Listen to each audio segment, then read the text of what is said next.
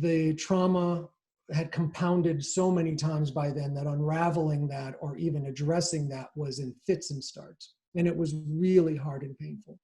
But that's where the healing began.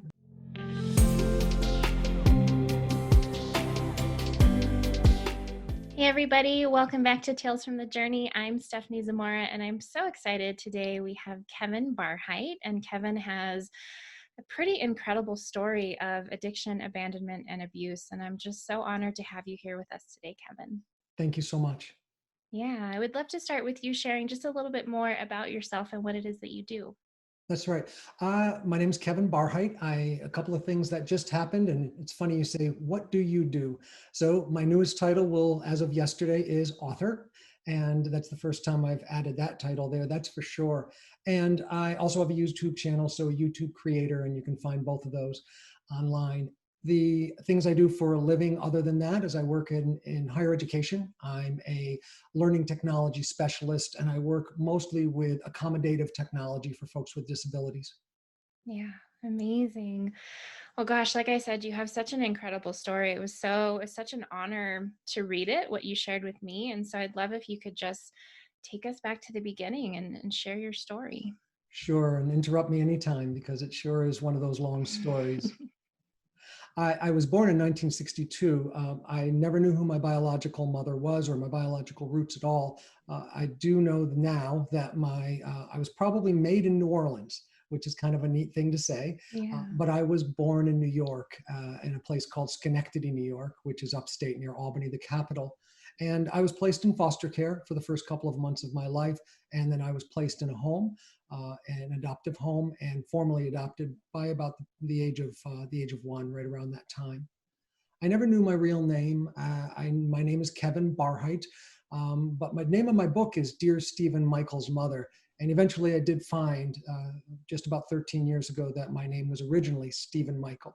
And that was a pretty incredible journey. The beginning of my story starts with the adoption.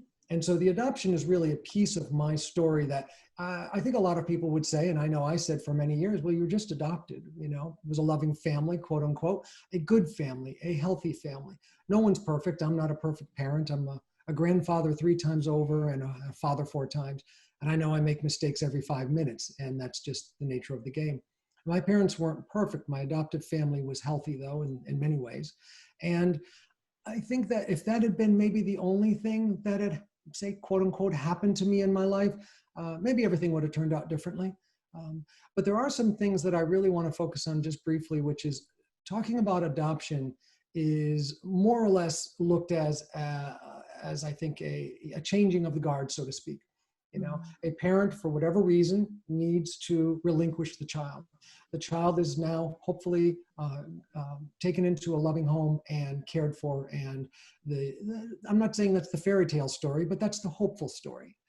And one of the things that happens, of course, is that we lose track of the actual separation, the relinquishment from a neurological standpoint. Yeah. I am a father, not a mother, but I understand that when a mother is carrying a child, there's a bond. There's a physical and neurological and emotional, probably a spiritual and mental bond to that child. And so we call that the primal wound. That happens to be something that's fairly well known in the adoptee community. And that primal wound is a tearing away. It's a wound that should not happen, but when it does, it not just affects the adoptee, it affects the mother too. And I could go deep into those topics, but I just want to really equate the separation, the relinquishment to that kind of abandonment. Even if it wasn't meant to be an abandonment, even if it wasn't meant to be an uncaring gesture, even though my adoptive family were loving and wanted to bring me in. The phrase that I think I was raised with was really one that we hear often. And I was born in 1962. I was part of what's called the baby scoop era. And one of the things that I think I've heard a lot, and a lot of people from that generation here, is your mother loved you, so she gave you away so you could be taken care of. And okay, I'm little, I'll take everything at face value. But the next sentence that comes in, and we loved you, so we took you. So your mother loved you, so she relinquished you. And we love you too. And it's very hard to finish that sentence for a 2-year-old or a 4-year-old or even a 10 or even a 20 or 30 or 40-year-old. But the connection that starts to be made sometimes, for not all of us, but many of us, is people who love me will leave me. People who love me will relinquish me. And I have value specific to that. Now, if everything had maybe gone straightforward after I was adopted, and I think that many people have different experiences and they're all valid, mine was a little different, unfortunately. After 9 years of being in a wonderful family and a healthy family, when I was 9, I was part of a group that some people might know of. It's called 4-H. Now, 4-H is like a Boy Scouts or a Girl Scouts or a Cub Scouts. And when you think of 4-H, just think of agriculture, farming, and the environment. The 4-H leader had a bunch of 9-year-old boys, myself and a whole bunch of others, over to his parents' house. His sister was usually there, his parents weren't. But his sister wasn't there sometimes. And eventually what happened was we were abused. Not all of us, because some of us actually, say, stayed in the other room or moved away from that. But some of us were slowly but surely, methodically, what we call groomed. And at 9 years old, I understood that I was being treated special. I was being treated like someone who was being welcomed into an adult's room, welcomed into an adult's world. And not only was it special, but it was secret, and it was ours, and it was mine. And so that's when things, I think, really started to change for me. Those were painful times, but I think those painful times were not something that I really recognized at that point, because grooming has not only a physical effect on you to keep you physically present for that and not feel like something's wrong. It also has a psychological and emotional, and then I would say a spiritual sense of who I am and what I'm here for, and what the practice will be of me as a human being with other human beings. And specifically at that age of what a young boy, what my practical purpose is to be with adults. Yeah. So you really combine those two now. You look at the real separation of the primal wound, and that's one relationship that I have to the world. And now the second one is, and I know this is a crude way to say it, is now I'm a piece of meat. Now I'm an object, and that objectification was shepherded. It wasn't something that was just dumped on me. I wasn't raped in an instant and turned into a rape victim. I was methodically turned into eventually a survivor, but at that point, a victim. Yeah, that's a lot. How did you start to see it affecting your life? I think that a lot of people would look at that and say, well, that's awful. And it is awful. But again, maybe I would have been okay. Maybe if it had just been the adoption, the abandonment, and maybe just the abuse. And I say that knowing that many people have different degrees of things that happen to them in their life. Maybe it's only one thing that happened. Maybe it's 20 things a day and they're tragic. I try not to compete and compare with what others have experienced. They're all valid, all of our experiences. If you're listening and watching this now, whatever you've gone through, or maybe someone you know have gone through, it's valid. There are struggles in life that some of us can't even understand until we're much older. And at 9, I couldn't understand any of it. All I understood was that this was a new world order for me, and I was going to make the best of it. Unfortunately, I had a couple of years go by, and the abuse did stop because we stopped 4-H, and it's really an unknown as to what happened there because my parents never knew it happened. And I don't know if any of us friends ever talked about it. Maybe someone might have said something to somebody and then the group disbanded, but back then especially, but I will say, even now, the secrets are kept, and that's how the abuse continues. Well, what happened over the next 2 years was I started to manifest some of the trauma, and these are what we call compounding traumas in my life. I started to manifest them. I manifested them in stealing. I manifested them in odd behavior at home. I was a loving boy who had loving parents, and yet I'm screaming at them and breaking things and throwing things and punching holes in the wall at a very young age. Things didn't make sense to anyone.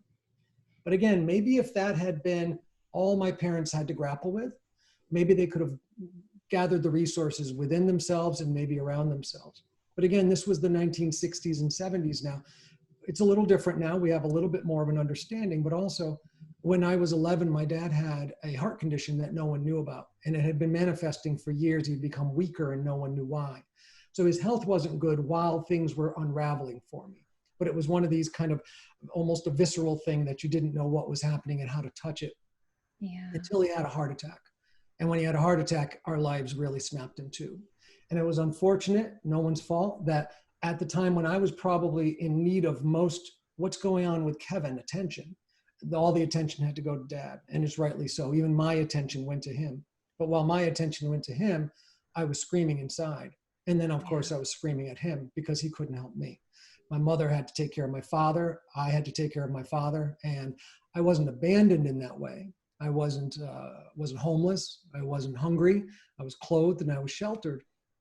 But I had all these things that I was grappling with, and I had no one to really even begin to understand or help. So that's what my world turned into. That's how it started to manifest at around 11 years old. That's also when I had my first drink. I was 11, and a good friend, a new friend, he had moved into town, offered on a Friday night to take me to the railroad tracks, and he brought 2 6-packs of beer. And at 11, I sat on those train tracks and drank myself silly. The next morning, I don't remember much of the night before, just some gibberish, of course, and I was drunk. But the next morning, I remember waking up distinctly. And to this day, I remember it. I said, now I know what I'm going to do for the rest of my life. It had caused something in me to, I think, feel normal for a moment. Yeah. There's a great book by Judith Grisel, and you may know it. It's called Never Enough, and it's about addiction. I've got almost 35 years sober now, and she's got 35 years. But she's I think she's a neuropsychologist or a neurologist, and she's done some really deep dive studies on addiction. And that's exactly what was happening to me. I've written all over the copy of book I have and put yellow stickies everywhere because it's so helpful to know that it wasn't something I should feel ashamed of, but the shame was deep. The alcohol changed that. And then quickly the drugs changed that. I started stealing drugs from my father. He had all these pills, blues, yellows, Valiums, all sitting around on his dresser, wide open. And I just started taking them like candy. I OD'd when I was 12 years old on the drugs. Wow. And that was the beginning of the journey. Yeah, that's incredible. At such a young age, how much you had already been through. And I know there are lots of people in the world who have different traumas and different experiences at such a young age. But you're so right that when we're all alone in it, there's no real way to make sense of it. And I'd actually love to hear if there was any point or when you were actually able to start talking about some of these experiences from when you were younger. Yeah, the experiences got much worse for quite a while. And by the time I was thoroughly enmeshed in the addiction and the lifestyle, I took to prostitution, and I was on the streets, and many things you could fill in the blanks of how I got there. And that was pretty harsh.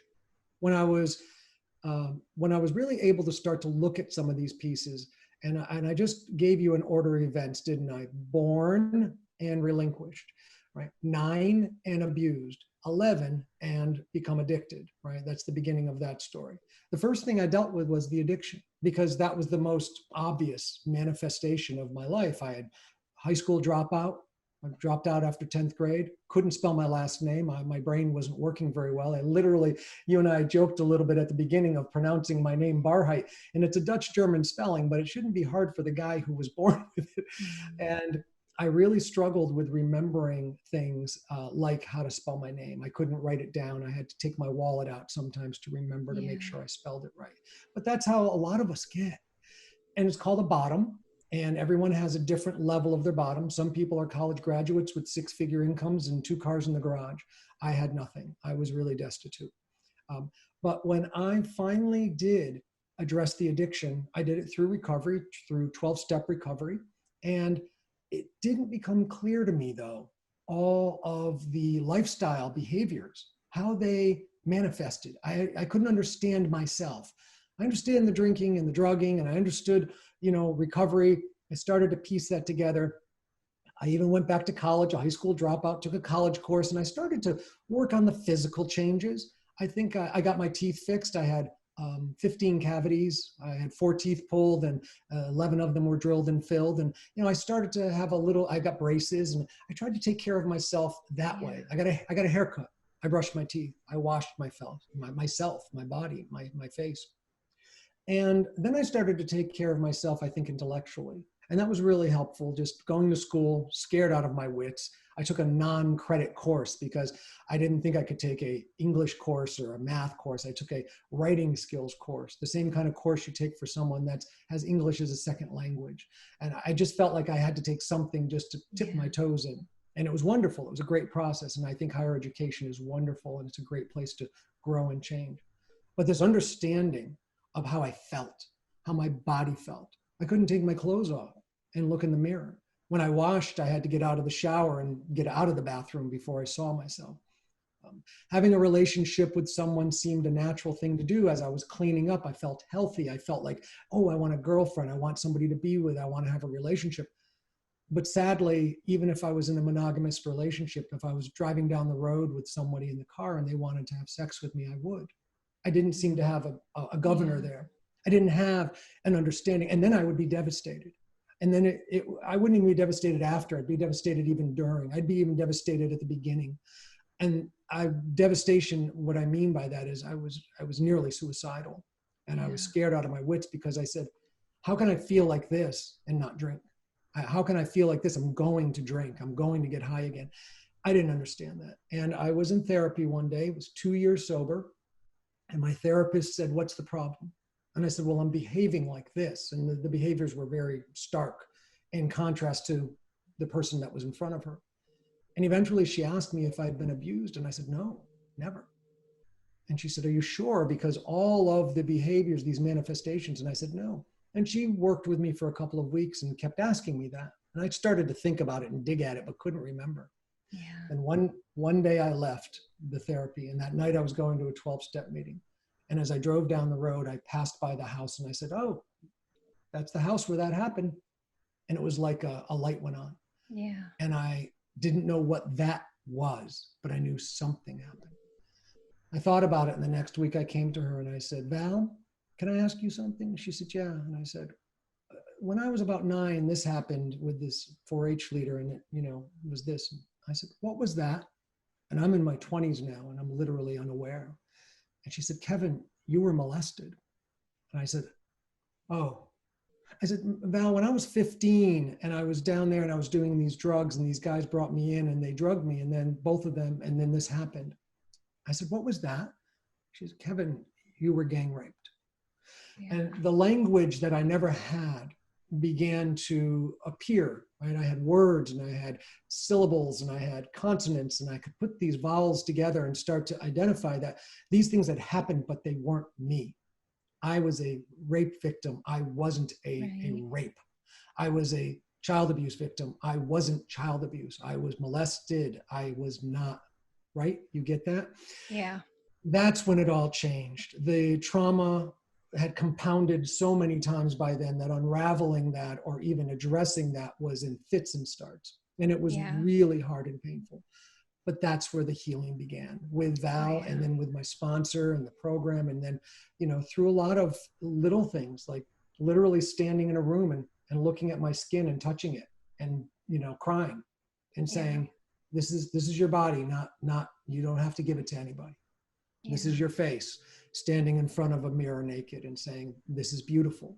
You are beautiful, but you are yours. And it took years. It took a lot of work. Yeah. Oh, your story gives me goosebumps. I mean, my experiences have been different, but there was definitely a moment of, oh, something did happen. And it's fascinating to me how the brain works with trauma and just tucks things away so that we can keep functioning, even though it's affecting us and manifesting in other ways. But I would actually love to go back to your rock bottom moment. And what was that moment or string of moments? And what was the conversation you had with yourself that prompted you to start really doing this work? Sure. It's probably a very typical story for a bottom, and then an odd start to recovery. So I'll get to both of those real quick. The latter years, by the time I was 15, I just mentioned there was a gang rape. That really led me into, I think, the full understanding of that I was an object. And the only cause and effect would be whatever you had to do to get the drugs was fine, because you would do that. I had my oldest child when I was 15, my second when I was 16. I was married very young, divorced very young. So all those years just went in a blitz before I was even 20 years old. In the Navy, thrown out of the Navy, you name it. Everything was really on fire. The world was on fire, but Kevin got drunk. Kevin got high. That was my only objective. And then by the last couple of years, the last 3 years, it got pretty destitute. It was very destitute. I was living on the streets, or even if I had an apartment, the only objective I had was to have the drugs, deal drugs, and prostitute myself. I became a male prostitute, mostly just because that's what I thought I should do. That's what I thought and I never even you would use that word. I wouldn't say that's what I was doing at 2 a.m, walking down the street, waiting for a car to pull over. I never equated that with a decision. It wasn't a choice. It wasn't an ambition, so to speak. I didn't go from 9 to that. But by the time I got there, there was no turning back. And I was just speaking to someone earlier today about how there's a line that you cross and you don't know when it is. When it becomes, I'm doing these things to get the drugs and survive basically all the feelings, to I'm just suicidal now. And it's suicide in increments. It's every day, just dose yourself as much as you can, put yourself in as many harmful situations because you don't have any worth. You don't have any value. And so there was a line that got crossed, and it was in those last couple of years. By the time, though, that I got to the end, and there was jails, there was arrests, there was incarceration, there were things like that. And it was really all the things you know that these are the stories that we hear often. But the way that I actually started the change was odd as all get out. You see a lot of people, they hit their bottom and they say, I have a problem with drugs and alcohol. I must stop. That was the last thing on my mind. The problem I had was simply that I needed drugs and alcohol, and I didn't have enough money for them. So even though I was working, even though I would borrow the money and get money from my girlfriend, even though I was still stealing money constantly, I still never had enough. Even though I was dealing drugs, I got to one of those situations where you're dealing and then you're your best customer.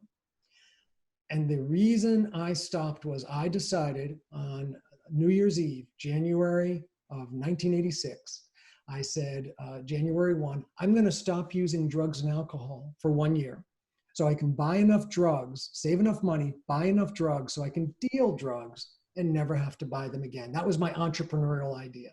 Now, I'm a high school dropout who couldn't spell his last name, so I'm not really much of an entrepreneur. As a matter of fact, I don't know there's a word called entrepreneur. I certainly wouldn't have known how to spell it. I was very sick, but that was my ambition, if there was one. Yeah. And that was the thing. I stopped using at midnight. Actually, I stopped using at midnight, said to my girlfriend, I'm not going to drink and drug for 1 year. And she said, hey, oh, wait. And she had brought her this beautiful flask of whiskey from Italy that year. And she went to the other room. She said, this was a gift I was going to give you. I forgot. And I said, great. And it was leather clad and it had 4 shot glasses. I took a shot glass. She poured me 2 of them right after I had made this resolution. I took 2 shots. Yeah. And those were the last 2 I've ever taken since 1986. Now, wow. What happened over the next 4 to 5 days was really awful because the detoxing from cocaine and alcohol and other drugs was torturous. I didn't know that's what was happening. I thought that I had a fever. I was sick. I was throwing up. I had diarrhea. Sorry to get descriptive, but it was awful and it was brutal. Yeah. But I didn't know that. I thought there was just something wrong with me physically. But the worst part was after about 4 or 5 days, and I was still really kind of laying in that. And then my girlfriend cleaned me up, and I was pretty sick, and I was about I think 125 pounds at that point. So I'm 5'8.5". So, I wasn't much, but that's not what really got me. All of a sudden, without the drugs and alcohol, the lights came on, the window opened a little bit, and I saw the prostitution. I saw the degradation, and I saw what I had become very clearly. And without the, the scrim of the addiction, I just wanted to die. My real answer to a lot of people's question when they say, how did you hit bottom? And I said, well, in that moment, I just thought that I should never have existed. I have a way of saying it now that just recently in the last year or so, I've really understood the depth of it, which was I not only felt like I should die or that I shouldn't exist, but I felt like I should be annihilated. And I mean that like a nuclear blast that just leaves nothing in its wake, like I just should never have existed at all and I should be destroyed. Yeah. And that was awful, but that was my bottom. And I call that a spiritual awakening too, because it allowed me to really say, what am I going to do? What am I going to do? That's the answer. Yeah. That's incredible. one of the things that we talk a lot about on this podcast and in my work, journey mapping, is this idea of reorienting to yourself in the aftermath of these experiences. And it sounds like for you, it was almost a getting to know yourself really for the first time. Yeah, and the addiction was the first thing, like I said, to deal with, and the getting to know myself was like looking at that, maybe that 11-year-old, right? Because they do say a lot, and it's an understandable, conventional way of looking at it, that you get stunted by the time you get into the addiction, so you don't grow emotionally, but you also don't even know yourself. And it's a good way to put it, which is a journey map, which is to say, wow, there's where I was. Gosh, I can't even barely see what happened. I mean, there's a lot of brownouts and blackouts, but even emotionally and psychologically, it's hard to look at it. It's hard to uncover it. It's very painful. So slowly looking at what had happened was really important. And then recognizing, and I hate to use the phrase peeling the onion. I never really like that phrase, but I do like the idea of the mystery I was discovering. I'm not a puzzle that needs to be put back together. I'm a mystery that needs to be explored. And I was the first one that needed to explore that. I was the first one. Now, I couldn't see that back then. But one of the things I think I did know was that if there was any way that I was going to unravel this mystery, like when I didn't have that word for it, I couldn't do it alone. No way would I was incapable. And so I entered into the 12-step journey. I got a sponsor. I worked with therapists, and I worked on a spiritual path that was very difficult and torturous at times. But all that became more of that map, right? That kind of understanding of who I am, where I've been, and where I want to go. One of the most important promises they have in one of the 12-step programs I have which is, no matter how far down the scale we have gone, we can see how our experiences can benefit others. And so holding on to these things for years in the sickness was torturous. Examining them and finding the pieces of that puzzle and going, okay, I wish I could throw this away, but it's never not going to be something that happened. Okay, let's look at that as a part of the puzzle, but it's not all of who I am. And then having the glory, the wonderment of being able to do what I'm doing now and say, yeah, that was really, really painful. This is the healing process. And it's really still a part of who I am, because I hope that I can share that. And the other piece is really important, that, I love a phrase that I use, but, you can only keep what you have by giving it away. So all the work on this journey, on this map, on this destination that I'm looking for, the destination's right now. It's right here. It's not tomorrow even. I hope tomorrow we can continue. But right now, I just want to be very cognizant of where I've been and where I am and how I got here. Yeah. Tell us a little more about that spiritual journey. Sure. I try to take that with my friend Diane. Hi, Diane. She's watching. Diane Cameron. She's a wonderful author. And, we talked recently about her spiritual ilk and mine. And I asked her about it because she's so well-spoken when it comes to these. And she used the phrase, a light touch. So in my understanding of my spirituality, I think it's important for me to not be coy about it or misleading, but also say that my spiritual journey is my spiritual journey. And my spiritual presence today is what you see.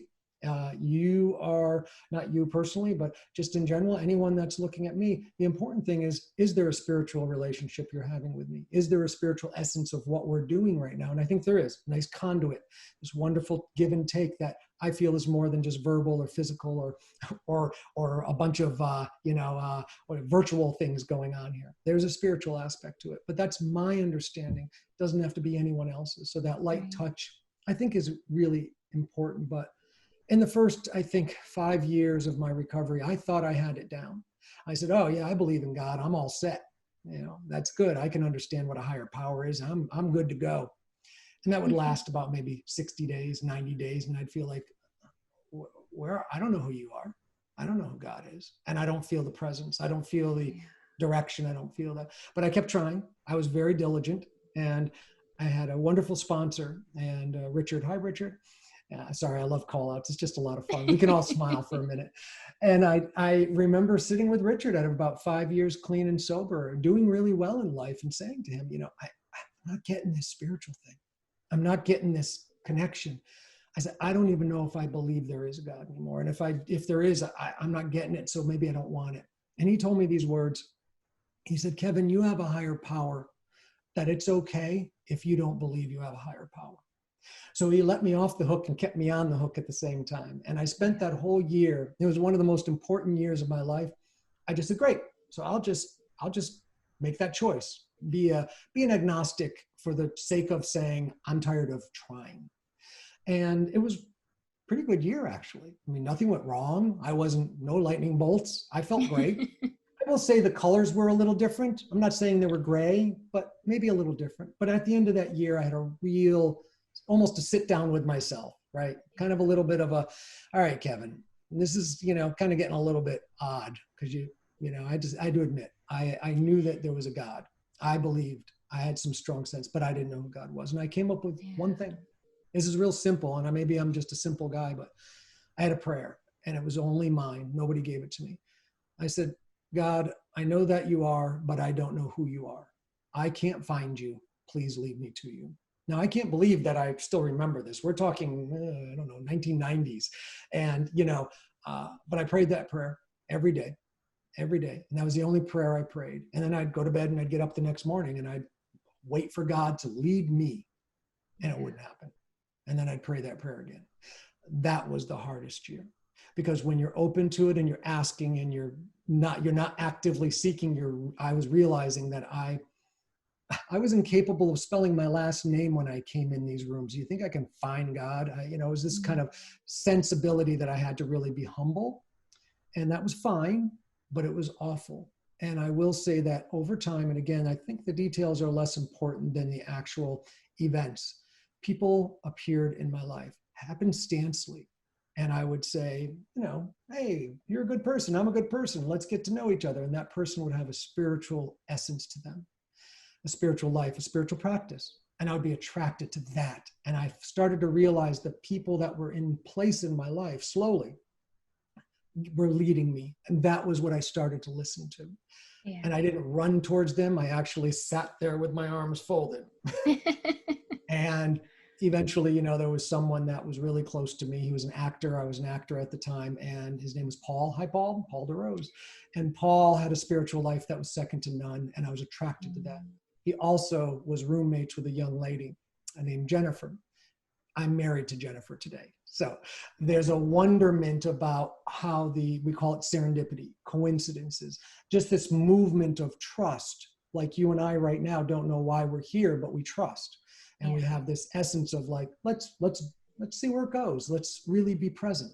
Well, I was just present. And I will say that it was never easy. And even today, I'm not sure most days exactly what it means, but I've got the practice of being open. I've got the practice of being humble. I've got the morning practice of sitting with my oatmeal with blueberries and flaxseed and chia seeds, right? And my freshly ground pour over decaf coffee. I've got this routine. I swear to you, it's almost embarrassing. I am habitual. But when I'm eating the oatmeal, I'm reading a couple of, say, spiritually written passages. Yeah. When I'm drinking my coffee, I'm saying some memorized prayers and having a conversation with my higher power. And when I'm done with all that coffee and oatmeal, I have an app on my phone, Insight Timer, and I press 15 minutes and I sit down and I close my eyes and I meditate. Now, we have in the 12-step program a way of saying, when we don't know what to do, we just do the next sober thing. And that's a really good way to put it, because if I set myself in order with the oatmeal and the coffee and the prayers and the meditation, that's before I even communicate with anyone. Now I'm starting from that point, and this has taken years to get to this place. But now, if I'm going to tweet, my first tweet is going to be with gratitude, right? If I'm going to get on Facebook and I read something that's inflaming me, I'm in a different place to start. Yeah. And that's all I'm looking for. But I think that's really, again, I'm trying to be, I will answer any questions, but I'm trying to openly say, I have a spiritual belief system. I have a spiritual foundation to my life, and it's mine. And I think it's more important that we all are on that journey. And I don't care which one you're on. I want to be with you. Right. Definitely. I'm loving this so much. And I want to come back to your journey. So you hit rock bottom, you started working on yourself, you started going to therapy and realizing and putting words to everything that had happened and building that relationship with yourself and your body. Tell us what happened next. Well, good and bad, ups and downs. The process of healing from the abuse was really substantial. Yeah. I mean, the pain was enormous. I can tell you again, the real key for me was not doing it alone. I had people that I could cry seemingly for days on their shoulder, seemingly for days. And that really benefited me greatly. Again, much of that in the early days was without a real connection with a spiritual entity or a higher power and understanding. But I just had that desperation that I got to do something here. But I'll tell you, the journey just started to really unfold in ways that were beyond what I could ever have hoped. All I hoped was that I wouldn't be unfaithful to someone. All I hoped was that I wouldn't give my body to someone indiscriminately.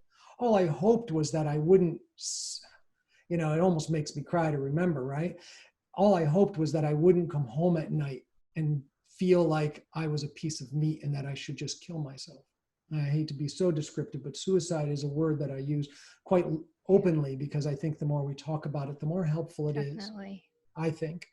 And I really tell you that those were my hopes. Those were the minuscule things I wanted. And they seemed so big. Even if I could just get a little relief, everything changed. Miraculously, seemingly, all of a sudden, I was not only loyal, but I was seen as dependable, relatable.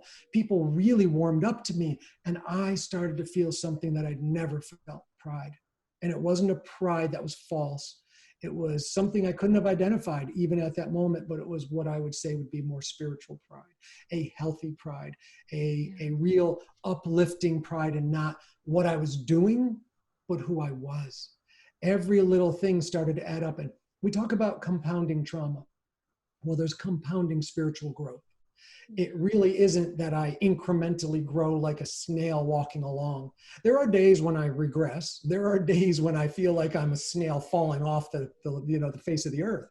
But for the most part, I'm not a snail.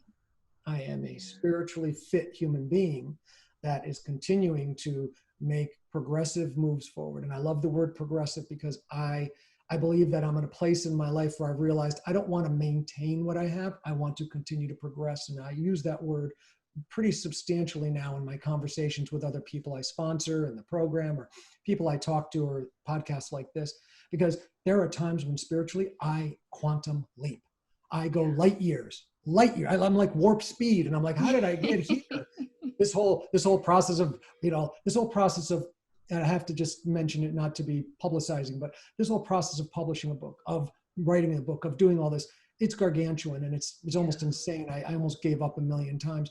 And even at the end, I said, what am I doing?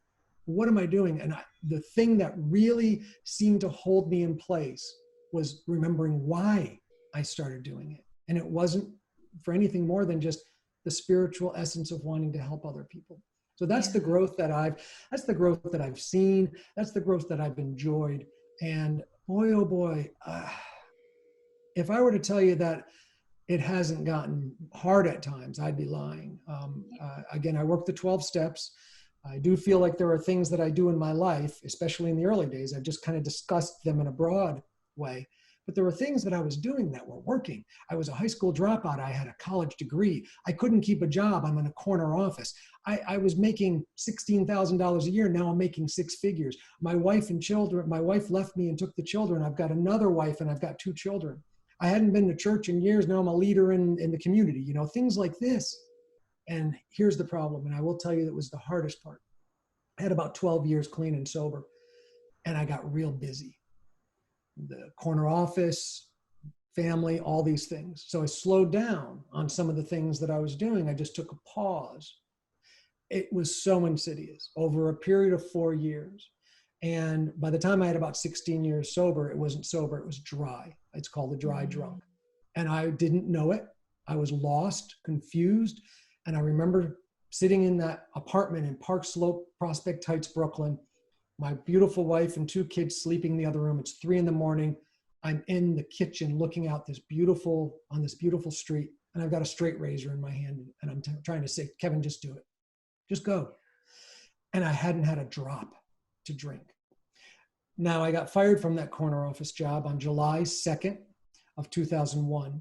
It was devastating. Our whole family was devastated. I was devastated, but I was lucky because that was the best thing that happened. I called my sponsor, who I hadn't talked to in over a year. He said something really magical. And in the 12-step world, this will make sense to everyone. You got to write this down because you've never heard it before. He said, Kevin, maybe tomorrow you want to go to a meeting. And I said, oh boy. It was a little embarrassing, but my sponsor has taught me a lot of things. One of the things I love, he says, if I do not become humble, I will be humiliated. So I became humble. I went to a meeting. And then I spent that summer, 2001, in New York City, going to the botanical gardens in Brooklyn, beautiful place. And I didn't work. I didn't worry about things. I just soaked it in and thought, what the heck had happened? But things got better. And so over the summer, I had this real chance to say, wait a minute, things were bad, so I got sober. Then things got better, and that was great.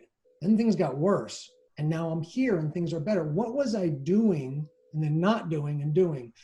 And I really evaluated it. And again, for me, it's just keeping it simple. I have 5 pillars in my life, 5 pillars of sobriety. And what I do on a daily basis is I go to meetings on a regular basis. It's not negotiable. Number 2 is I have a sponsor and I keep in touch with him. I work with him. That's not negotiable. The third one is that I work the 12 steps, not once, but with him. And in my life, I work it with a sponsor. And the fourth one's really important because we're doing it right now. I do service. I do service. And the fifth one is I have a relationship with a power greater than myself, a higher power. Those 5 things are not negotiable. They're the pillars that hold up the foundation of everything I do. And the reason I have 5, and I don't care if you have 2 or 20 or none, whatever you need, understanding that there's not one thing I can do that's going to make everything fine. But if I do these 5, I won't do any of them perfectly on any given day. But if one of them isn't so strong, I still have 4 more. Yeah. And what had happened when I was in that dry drunk was spirituality went slowly. The service went away. The time with my 12-step sponsor, time with my sponsor at all. And then eventually I wasn't going to meetings. It was insidious and slow. That was the hardest. What's been really remarkable is because I did come back and got, back into the program. In that time frame, I was living in New York City in September of 2001. And in the middle of everything that was happening in me, 9/11 happened and the towers fell and I was living there. And I can't say what would have happened if I had not had the stability in my life. I might have drank, I might have not, I don't know, but I handled it very differently. It was very traumatic, but I lost my job. I couldn't find a good job. And eventually, after a couple of years, I found a new job. And that job, I would not have ever seen it. It was in higher education. I worked there 2 years. Now, again, I'm on a journey now of non-negotiables. I'm doing things that I want to keep myself moving forward. My life is flourishing again. And as I'm leaving that job to move upstate to a new job, the woman that I work for says to me, Kevin, I want to go out to lunch with you. I have something to tell you. And she takes me out to lunch and she tells me, I thought she was going to say she was an alcoholic, something like that. Yeah. She was a birth mother who had given up her twins. She knew that I was adopted and she wanted to tell me if I was ever interested in searching, she would be willing to help me. That changed everything because I was adopted, I was relinquished and abandoned and adopted, and then I was abused and then I was addicted. I dealt with the addictions first. I dealt with the abuse second. And it was many years before I looked at this adoption piece, and it has changed everything. The value of who I am is clear now. I'm not unloved, I'm not unwanted. And here's the big thing. I can never be abandoned again. Never be left. You can leave me. You can say, I don't want to be your friend, but you can't leave me on the side of the road to starve and die. I am an adult now and I can care for myself and I have resources and people to help me. It's been really important that's a big part of my journey. Wow. I'm so blown away by your story and your openness and your willingness to share. Like I have so many goosebumps while you're talking. Tell us about the adoption piece, looking for your mom, and how that led to writing your book. Sure. And if you don't mind, some of it's in the book that I'd love the mystery to be Yeah, more, revealed when someone, I think definitely. it's just a wonderful way to for me to express it, but for also for other people to experience the story. You had asked me earlier, and it's a really important question, that the writing must have been very therapeutic. And because the story is twofold, it's a story of the 2-year search for my family. And I went to write that because people thought that was very pertinent. And I realized I can't just write that story. I have to write about everything you and I just talked about, the addiction, the abuse. I have to do that. And I didn't know how. So the story alternates between those two stories. It starts with, just like I told you, that person, Roz, at New York City that talks to me about being a birth mother. And then I move upstate. And because I move upstate, which is where a lot of these things happened, I transfer the storyline over, and it alternates between what happened after I was adopted and all the things we just talked about. And as those two mysteries, those two stories unfold, it becomes more and more obvious how they're interrelated and how they really connect and how I became who I am today. The 2-year search was remarkable. And I only wanted one thing ever since I was little, just a picture of my mother at around the time that I was born. I didn't even think I deserved it, but I thought if I could have that, I'd be happy the rest of my life. The 2-year search was really a matter of, again, having a community around me that was instrumental in the adoption triad, which is the adoptees, the birth mothers, and the adoptive families. There's a whole bunch of us that really were very closed in many ways. We're very protective of ourselves, but we're extraordinarily supportive and protective of each other. And the people that came into my life, other than just Roz, were birth mothers, search angels is what we call them. People that really helped me to understand that, Kevin, the search is great and the destination will come one way or the other. You will find or not, you will discover or not. There'll be all those variations of what I'll find, what I won't find, how things will come. But the most important part about that whole journey was that it was a journey. That whole process of searching, and you hit it earlier, it was a roadmap.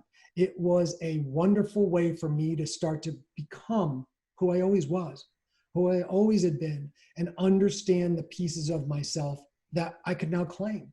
So I didn't want to rush through it. I think there are wonderful stories of people who find in a week. It took me 2 years. There was some real wonderful, I would say, undercover detective work that I had to do. Well, it's true, because in New York, my biological mother was from New Orleans, and there was a reason that people came to New York in 1962 to have children. It's because the laws are so strict here, and my records were sealed forever. And I will say, in all due fairness to our governor and our legislature, and this year, I'm just going to give a little kudos. I've never done this before on the air. They changed the law this year, and we can now get our original birth certificates. But we're talking, 15 years ago, I had no recourse. So the story talks about all the things I had to do and all the mysteries and all the phone calls I made and the places I went and the things I found. And it's really special. But Yeah. the search was concluded, and there were ups and downs to that. And I don't want to get anyone's hopes up or crash anyone on the rocks of despair. There's ups and downs in every story. I think that if the movie Silver Linings Playbook had not been already put out there as a title, I'd call this book that. Yeah. But there's a reason that is called Dear Stephen Michael's Mother. And you will find out when you read the book. And it's an awfully special title for a very special reason. Well, we're going to link to everything of yours in the show notes, but tell everyone where they can find your book, where they can find you, and how they can learn from you. Sure. Today's November 11th, and November 10th. I'm so happy to be here today because November 10th, the book dropped on Amazon. So it is now available on Amazon. And if you're a Prime reader, of course, you can read it, but it's available for ebook and it's available as a soft cover. And I'm not telling anybody this yet, but I'll tell you right now, which is the audiobook will be out on December 1 with the voice that you are listening to now. You may not see me, but you'll hear this voice. And it's a wonderful gift that people give when they read the book and when they embrace the book, and they give me that kind of feedback. So if you do pick up the book, please leave a review. The other place you can find me is on YouTube. I have a YouTube channel, and if you type Dear Stephen Michael's Mother into Amazon or into YouTube, I'll come up. or my name, Kevin Barhydt. You'll find me, and those are some of the best places to find me. Awesome. Well, thank you so much for being here and for sharing so much of your story and all the wisdom that you gained from it. I know it's going to help so many people tremendously, and I so appreciate your time. I'm so grateful we had this time together. So nice. Thank you. Thank you so much for joining us today and for being a part of this powerful community of purpose-driven individuals. We have a ton of free resources for you at www.talesfromthejourney.tv/free, including access to an 8-week sampler of our renowned journey mapping program. That gives you instant access to impactful training lessons, life-changing exercises, and our signature AccuSesh processes that you can implement immediately. We'd love your help in getting the message out and growing our community, so please take a moment to share this episode, subscribe to the podcast, and leave us a review on iTunes. I'll catch you in the next episode.